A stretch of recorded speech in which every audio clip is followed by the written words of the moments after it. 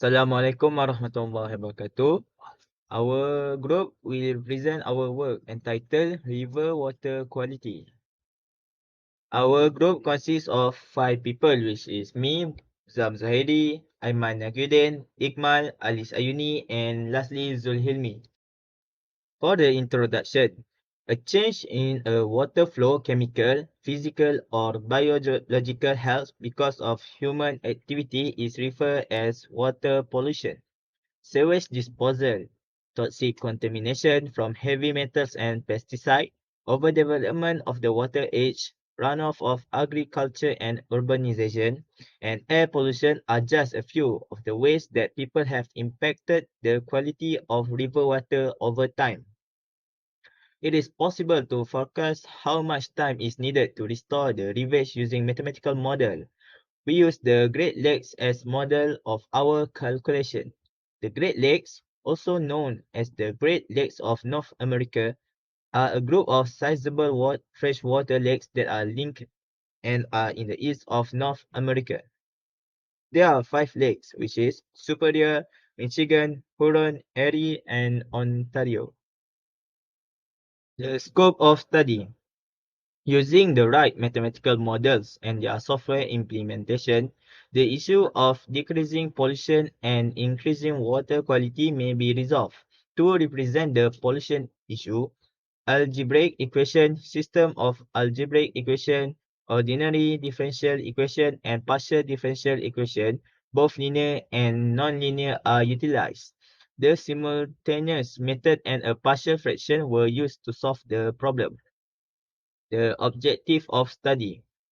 The objective is to predict how much time needed for the river to reach the desired level of water quality if every source of pollution is eradicated.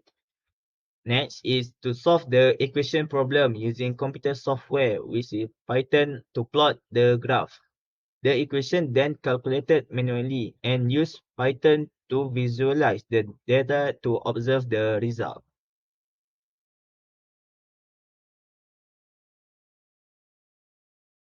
I am Alice, and I'm going to proceed with mathematical formulation. So we begin with literature review. So the river pollution problem is important to solve since this is a critical problem for every country. To identify the pollution level of water, we need to measure it through a water quality model. The problem of reducing pollution and improving water quality can be solved by using the appropriate mathematical models and their implementation in software. Last, the issue of water quality is a difficult problem because water is a complex physical, biochemical, and ecological system.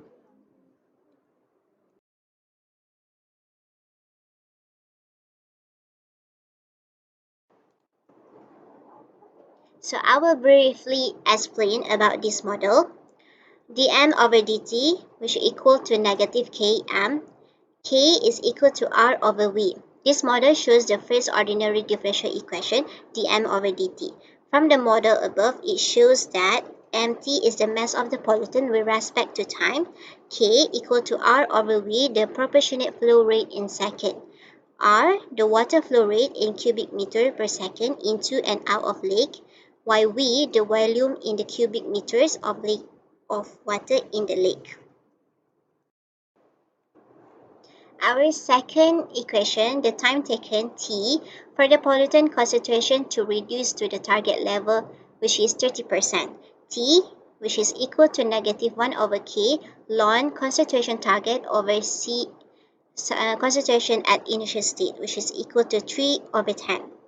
The third equation, the corresponding length of time required is t, which is equal to negative 1 over k ln 3 over 10. And so T is inversely proportional to the proportionate flow rate K.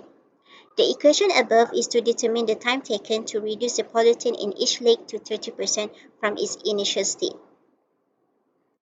Aside from that, assumptions for this model are made to make it simpler to use. These assumptions were developed without assuming too much and affecting the model's accuracy. First, all sources of pollution have ceased. Second, the pollutant does not biodegrade in the lake or decay through any other biological, chemical, or physical process. Third, water flow into and out of the lake at the same constant rate so that all seasoning effect can be ignored. And the last one, the volume of water in the lake is constant. The table shows the data for each lake. So the purpose of collecting the volume for each lake is to find the value of K that the lake have at initial state. The value of K will be substituted into the third equation to find the exact time taken to reduce the pollutant to 30%. The data gained by Rainey in 1967. Next, I will present about the result and discussion. I will present for the manual solution. For the manual solution, we have get the equation T equal to negative ln 0.3 over K. This equation is obtained from the partial differential equation. We have using the separable method. After get this equation, we have substitute the value of K into this equation and we get the value of T for each of the leg. For superior, we have get 7.25. Michigan, we have get 3.77. Huron 0.84, Erie 0.1, and Ontario 0.29. To get the T in the form of years, we have divide the value of each T with 60 times 60 times 24 times 365.24. For the superior leg, we have got 230 years, Michigan 120, Huron 26 years, Erie 3 years, Ontario we get 9 years. After obtain the result, we have graph the result in the form of line graph. We have make the graph of time in years versus concentration target. This is the graph that we get. Okay, next, result and discussion using computer aided by substituting the value of K into the equation. We had prepared this coding for use to solve the differential equation. In the coding, the input of value of K has been changed and of each leg has been changed. And we get the line graph of concentration versus time that has been displayed as a result for each leg. This is all the line graph that we get, which for the Lake Superior, Lake Michigan, Lake Huron, Lake Erie, and Lake Ontario. The graph depict the concentration of pollution in each lake over time. This was obtained. This was obtained by dividing the constant associated with each exponential by volume of the lake. In model graphing, the in model and graphing the change function. As a result, the t value provided by manual and the t value that had been provided by the manual and computer aided solution is approximately the same for 30% concentration target for each lake. I will continue with the last part, which is conclusion and recommendation. First, the most polluted lakes in the 1916 were Lake Erie and Lake Ontario.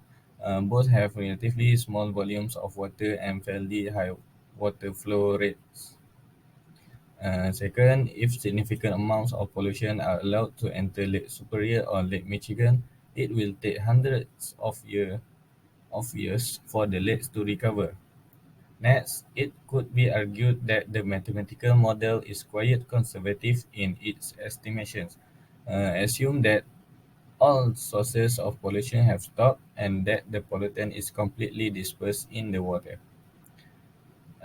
Major contamination of these lakes, particularly by a pollutant that does not biodegrade. It would be a catastrophe for which there would apparently be no short-term solution.